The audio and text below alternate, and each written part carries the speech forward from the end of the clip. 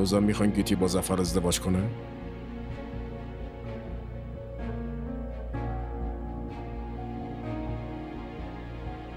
هنوزم میخواین این عروستون بشه؟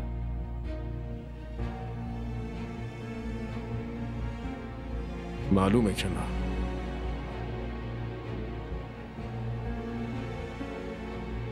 واسه همین من نمیخوام کسی رو معذب کنم. داداش گلم، مگه جونم فدای تو میکنم، اما یه لحظه خودت فکر کن. اون دختری که از پسرم متنفره و خدمتکار خونه رو ترجیح میده، اون چطور میخواد یه اون باهاش زندگی کنه؟ آبجی، من برای همین تصمیم گرفتم با کسی که میخواست فرار کنه و آبروی این خونه رو ببره با همون آدم ازدواج کنه.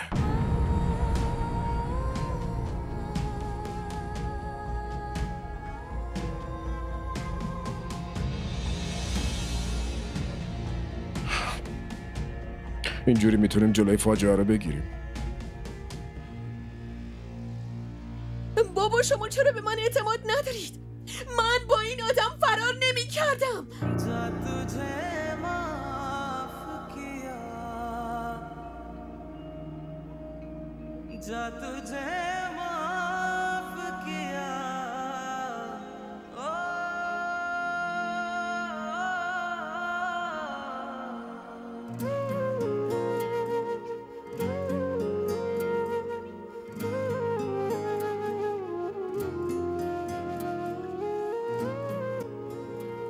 آقا من لیاقت گیتی خانمو ندارم. محض رضای خدا بهش این ظلمو نکنین آقا. من لیاقتشو ندارم. نکنین. لیاقت داری یا نه برام هیچ فرقی نمیکنه. میخوام هر چه زودتر این مایه نگاه خونم بندازم بیرون. تماس بگیر. چی دارین میگین داداش جان؟ مردم چی میگن؟ که دختر اقبال حسن با خدمتکار خونش ازدواج کرد؟ بهتر از اینه منور که مردم اینو بگن که دختر اقبال حسن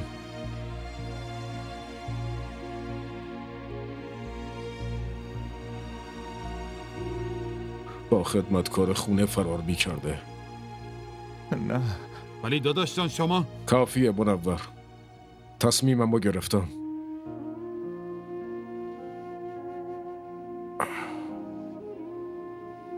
دیگه برای این خونه و خانواده این تصمیم درستیه. تو تماس نگرفتی؟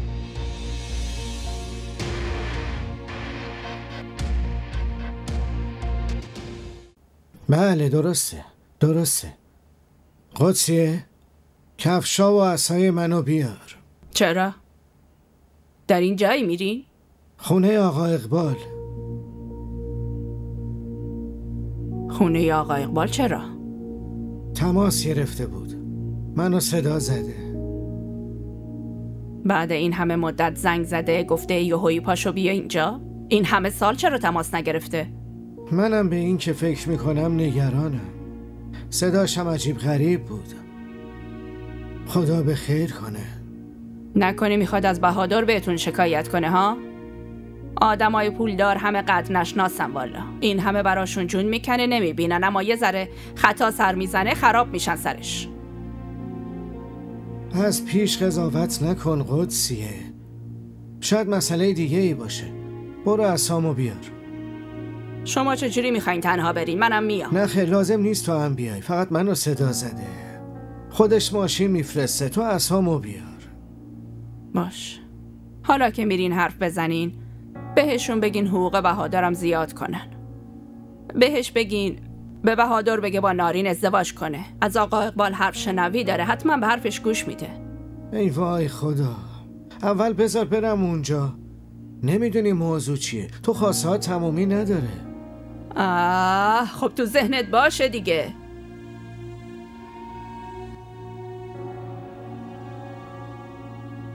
چه نیازی بود مخالفت کنین؟ اینجوری دایی بیشتر مدیونمون میشد، من هم صاحب داراییش میشدم. تو خیلی بی غیرت شدی. با این غیرتای علکی چیزی دستمونو نمیگیره. الانم دستمونو هیچی نمیگیره. بدون رضایت جهانارا تو که هیچی، حتی گیتی هم هیچی دارایی نداره. پس چه فایده ای داشت اون مایه ننگو برداری بیاری تو این خونه؟ الانم خوب شد اقبال خودش پا پس کشید، وگرنه من شجاعتش رو نداشتم که مخالفت کنم. من نمیخوام اون عروس من بشه، فهمیدی؟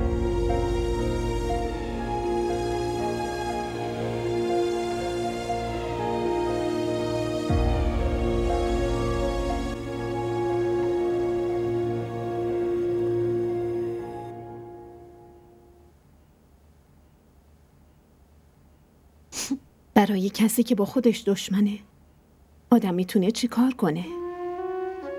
چرا همچین کاری کردی گیتی؟ حتی به منم فکر نکردی. شایدم تو هیچ وقت منو مامان خودت نمیدونستی. وقتی مامانم نمیخواد بهم اعتماد کنه، پس من چرا باید توضیح بدم؟ توضیح اون کسی میده که واسه دفاع کردن از کار خودش توجیه درست حسابی داشته باشه. تو که پاک آبروی همه ما رو بردی، کاملا به اون مادرت رفتی، اونم ما رو رسوا کرده بود. از اون مادر بدکاره همچین دختری هم درست میشه. بس کنین آبجی. من میدونم بچم اشتباه کرده، ولی اقبالم مجازات کوچیکی در نظر نگرفته. تو با این کارات اینو سرکش و یاغی کردی. من که فکر میکردم تو هم دستش بودی، نمیخواستی با ظفر ازدواج کنه. اگه این آرزوتون بود پس چرا عقب کشیدین؟ برادرزاده واقعیتونه، پس با تموم اشتباهاتش قبولش کنین. بزرگا که بدترین اشتباهی بچه هاشون هم میبخشن. پس چرا دل شما برای دختر برادرتون نرم نشد؟ شایدم برای این عقب کشیدین که اون چیزی که میخواستین نشد. تو چی میخوای بگی؟ شما خیلی خوب میدونین چی میخوام بگم.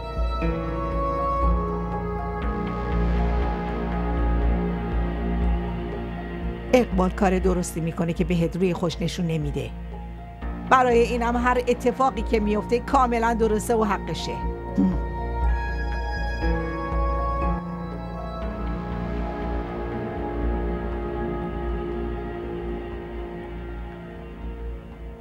مامان، عمو جان همتون رو پایین صدا میزنه.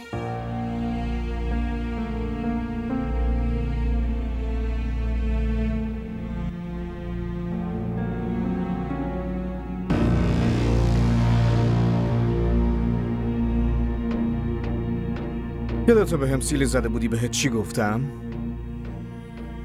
گفتم اگه انتقامم ازت نگیرم اسمم ظفر نیست.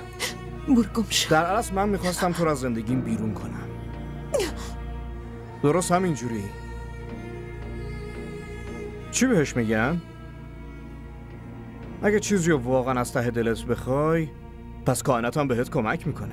یک کلمه دیگه بگی ظفر. امروز من حرف میزنم و تو هم میشنوی. تو لیاقتت همینه که با خدمتکار 2000 مثل بهادر ازدواج کنی. خیلی بلند پرواز بودی نه؟ با سمیر عشق و عاشقی میکردی، واسه زندگیتون رویا پردازی میکردی. چی شد؟ چرا اینجوری نگاه میکنی؟ من خودم شاهد ملاقات کردنات بودم. اگه میخواستم میتونستم به همه اینو بگم. کار تموم بود. اما این سیلی سرنوشتی برات رقم زد که وای، باعث شد درد اون سیلی که زدی یادم بره.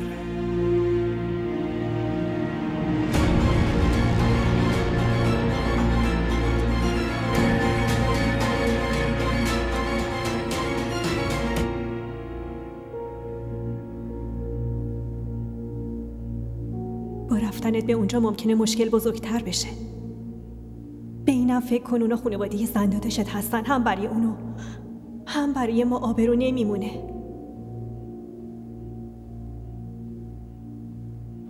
مامان منو زیر فشار گذاشته. نه خیر، من باید برم. من نمیتونم همینجوری دست رو دست بذارم.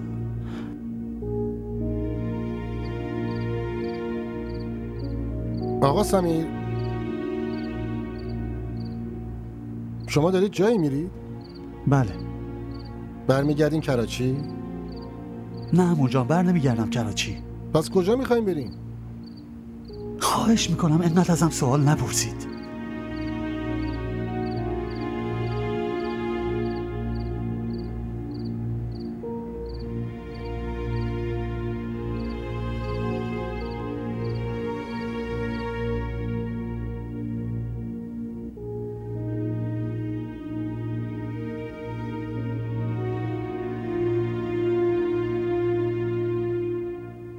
سلام آقا اقبال.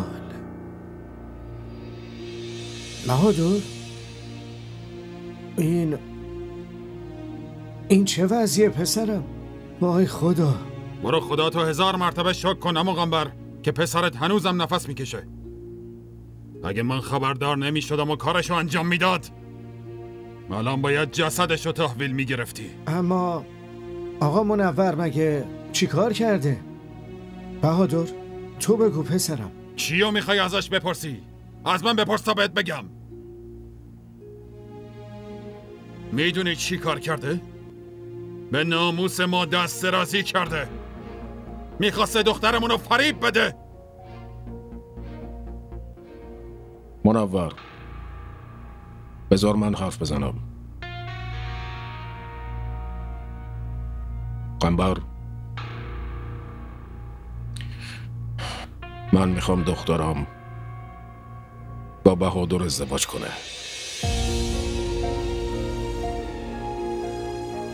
الان به همین لحظه. جناب عاقدم اینجاست. اما آقا اقبال چطور ممکنه؟ ما چه جایگاهی داریم که دختر شما عروس ما بشه؟ ما خدمتکار خونتون هستیم. خدمتکار؟ اگه خدمتکار بودین که از این فکرها به سرتون نمیزد. خدمتکار؟ چه کسی چه جایگاهی داره؟ اینو ثروت نه، بلکه زمان مشخص میکنه.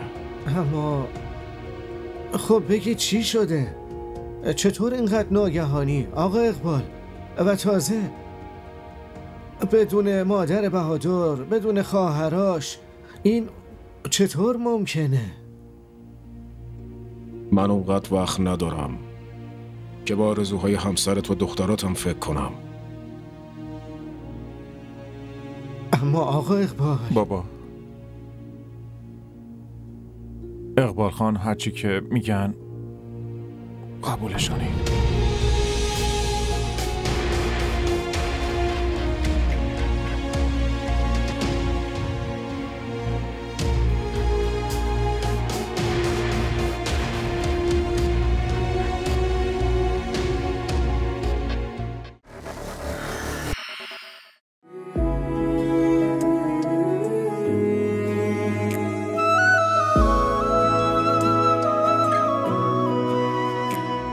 تو مشکل چیه؟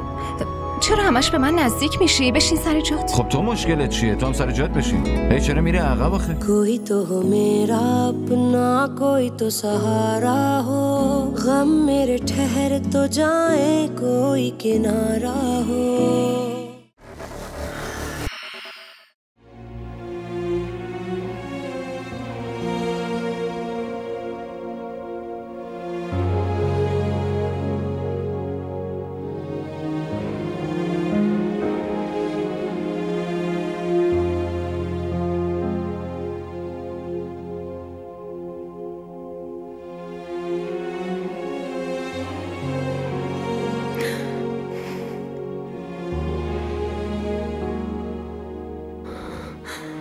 لباس تو عوض کن. برای مراسم عقدت درست کرده بودم. من میخوام تو با لباس عروس از این خونه بری. بابا با احترام از خونه بیرونم نمی‌کنه، بلکه با حقارت داره منو میندازه بیرون. اون عصبانیه، اما من که نیستم. من که همیشه تو رو دخترم دونستم. سالها منتظر بودم که تو عروس بشی.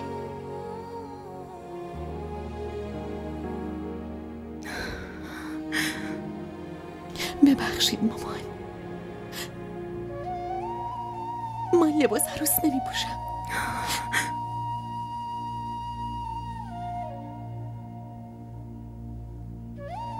به جز ناامیدی دیگه چی بهتون دادم آخه؟ هیچی ندادم مامان.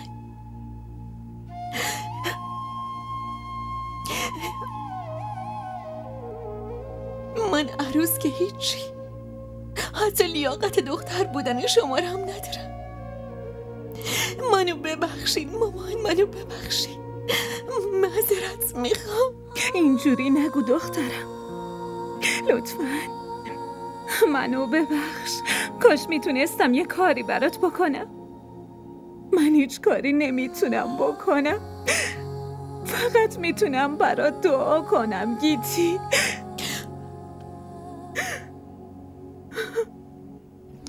من از این خونه هیچی نمیخوام،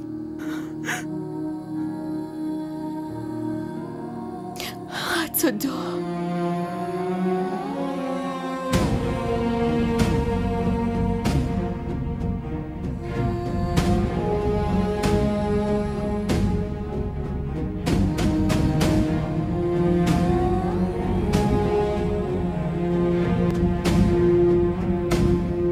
خدایا خیر باشه. از وقتی باباتون رفته خونه آقای اقبال خیلی فکرای عجیب و غریب تو ذهنم میاد. مامان چرا انقدر نگران میشین؟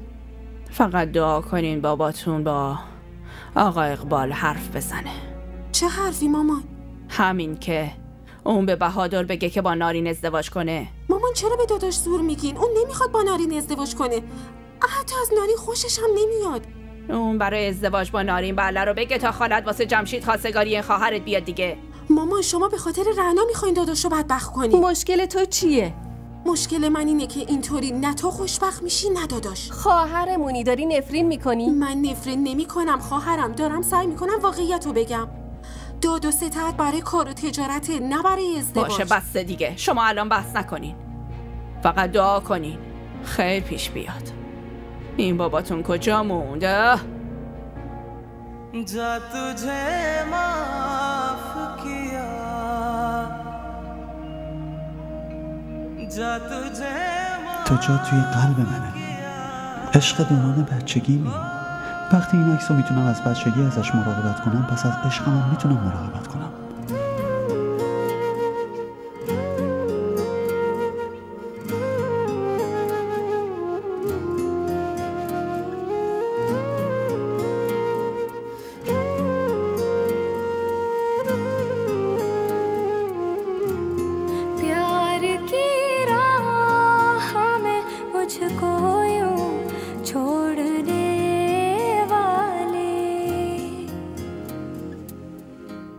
प्यार की राह में मुझको यूं छोड़ने वाले जा तुझे माफ किया जा तुझे माफ किया दिल को तोड़ने वाले प्यार की राह में मुझको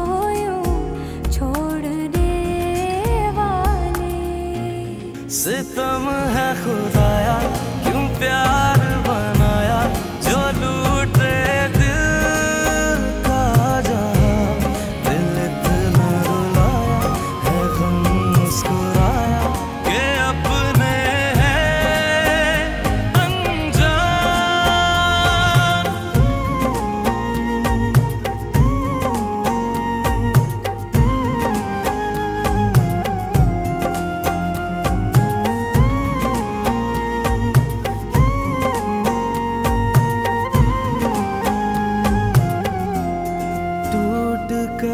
प्यार करे दिल जो बिखर जाता है टूट कर प्यार करे दिल जो बिखर जाता। سلام آقا. سلام فضل‌الدین، خوبی؟ اما اقبال خونه هستن؟ بله آقا، همه خونه هستن، اما اوضاع خیلی خوب نیست. چرا؟ گیتی خانم و بهادر با هم عقد کردن آقا. گیتی با بهادر عقد کردن؟ بله، 5 دقیقه قبل از اینکه بیاین. بهادر پسرم، اما عروسا چطوری با خودمون ببریم؟ میرم تاکسی بیارم.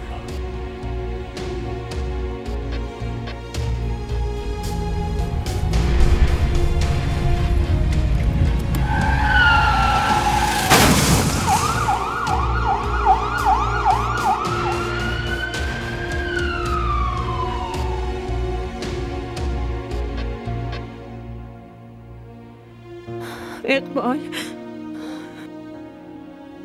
دستتو بذار رو سر دخترت. داره از این خونه میره.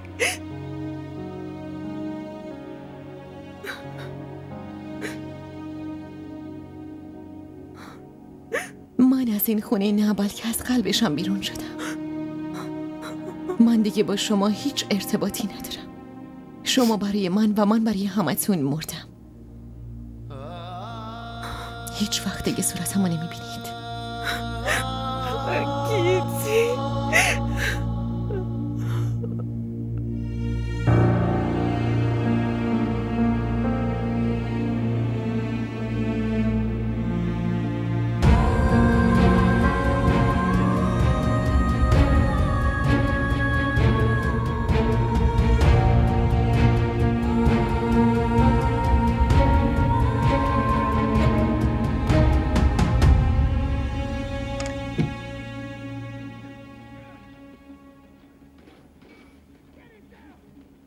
هنوز نخوابیدی ماما؟ نه پسرم، یه ذره دلم شور میزنه. داروهاتون رو خوردین؟ آره، داروهامو خوردم. احسان، داشتم فکر میکردم برم حیدرآباد یه سر به سمیر بزنم. این وقت شب؟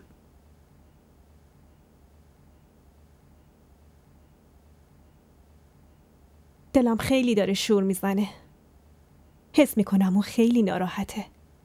ما فردا داریم میریم. مراسم عقد گیتیه. شما هم با همون بیاین.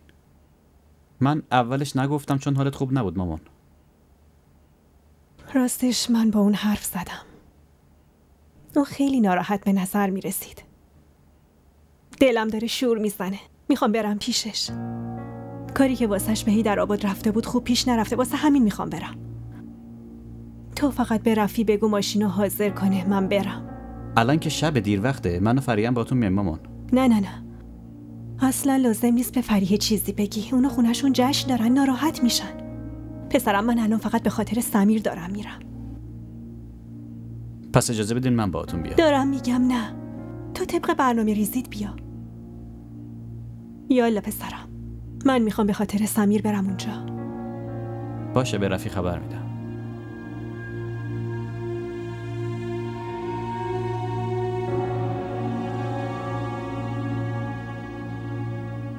الو رفی؟ خداوند عشق شما دوتا رو همیشه پابرجا و سلامت نگه داره.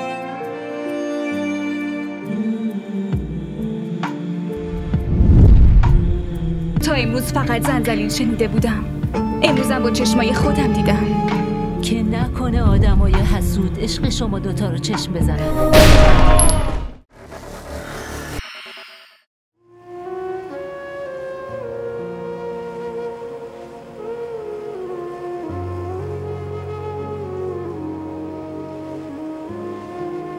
همون جوری که فکر میکردم بودی، بی شرم و بی حیا.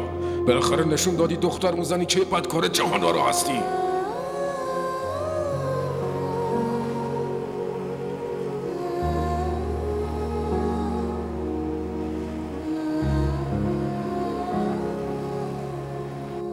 با کسی که میخواست فرار کنه و آبروی خانواده رو ببره، با همون آدمم ازدواج میکنه.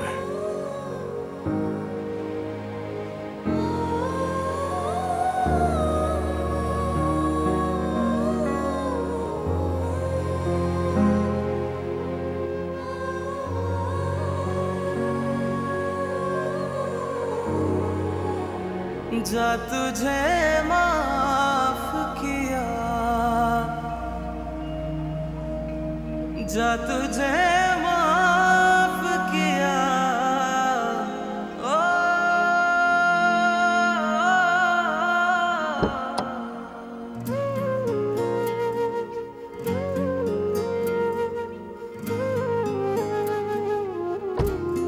प्यार की राह में मुझको यूं छोड़ने वाले, प्यार की राह में मुझको यूं छोड़ने वाले, जा तुझे माफ किया, जा तुझे माफ किया, दिल को तोड़ने वाले। सितम है खुदाया क्यों प्यार बनाया, जो लूटे दिल का जहां, दिल इतना रुलाया है गम मुस्कुराया कि अपने हैं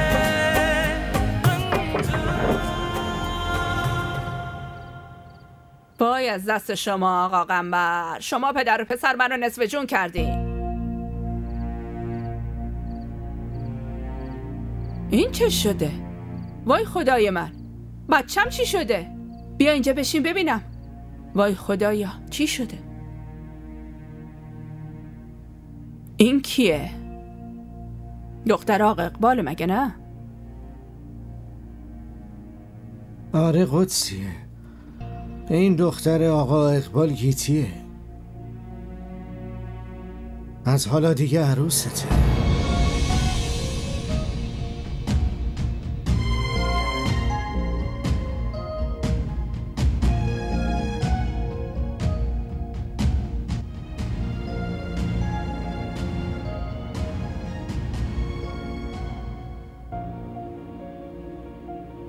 سلام خانم جان. علیک سلام. وای پسر عزیزم، پسر عزیزم. گریه نکنید خانم جان، اصلا جای نگرانی نیست. خداوند بهشون لطف کردن و نجاتشون دادن. زخمشون سطحیه اما ماشین بره به درک. سمیر عزیزم. همین الان دکتر اومد بهش داروی بیهوشی زد. دکتر کجاست؟ برو صداش بزن، میخوام باش حرف بزنم. حالا میرم صداش میزنم. سمیر پسرم، تو با خودت چی کار کردی؟ آخه نمیفهمم اینجا چه خبره. به منم میخواین بگین یا نه؟ چه خبره؟ مادر فردا حرف میزنیم. الان دیر وقته، شب شده. من فردا همه چیو با جزئیات براتون میگم. تو دیوونه شدی پسر؟ یه همچین اتفاق بزرگی افتاده، تو ازدواج کردی و عروس آوردی خونه، من تا صبح منتظر باشم؟ تازه این زخما چیه رو سر و صورتت؟ شما چرا ساکت نشستین؟ خب بگین چی شده؟ رافع. بله داداش. گیتیو ببر تو اتاق. چشم، بریم.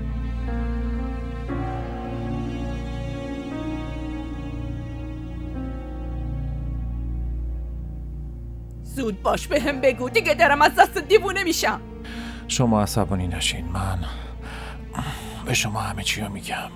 راستش اقبال خانو خانواده‌اش دچار یه سوء تفاهم شدن. چه سوء تفاهمی؟ اونا فکر کردن که چی فکر کردن؟ اونا فکر کردن که من میخواستم گیتیو فراریش بدم. چی؟ وای خدای من. اما اونا چرا همچین فکری کردن؟ چرا همچین تهمت بزرگی رو بهت زدن و این بلا رو سرت آوردن؟ مادر دارم بهتون میگم اونا دچار سوء تفاهم شدن. چرا اونا دچار سوء تفاهم شدن؟ خب سوء تفاهم شده، تقصیر من چیه؟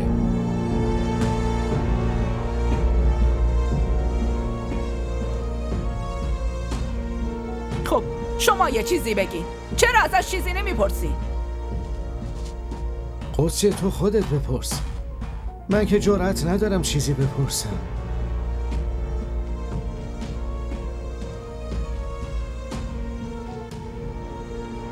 سال هاست و خدمتکار اون خونه ای، همشون بهت اعتماد دارن، خیلی اعتماد داشتن، اما الان یهویی سوء تفاهم پیش اومده و تو رو به این حال رسوندن. چیه؟ چی رو داری ازم پنهون میکنی؟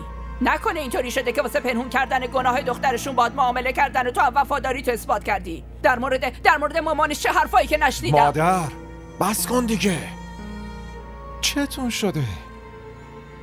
نه من معامله کردم و نه اون گناهی کرده. پس چرا اونا دخترشون رو به عقد تو در آوردن؟ اگرم فرزن همچین چیزی نبوده چرا عقدش کردی؟ مادر شما اینطور فکر کن که این دختر توی تقدیرم بوده. قدسی بحث رو تموم کن. نمیبینی چه حال و روزی داره؟ حال من چی؟ شما حال روز منو نمیتونین ببینین؟ حال روز یه مادری که پسرش بدون اجازه اون با یه دختر ازدواج کنه و دستشو بگیره بیاره؟ اصلا میبینی تو دلم چی میگذره ها؟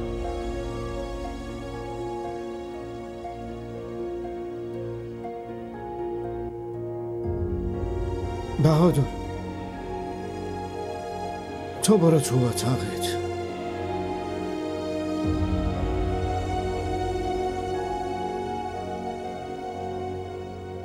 چرا فرستادینش تو اتاق؟ چرا فرستادینش تو اتاق؟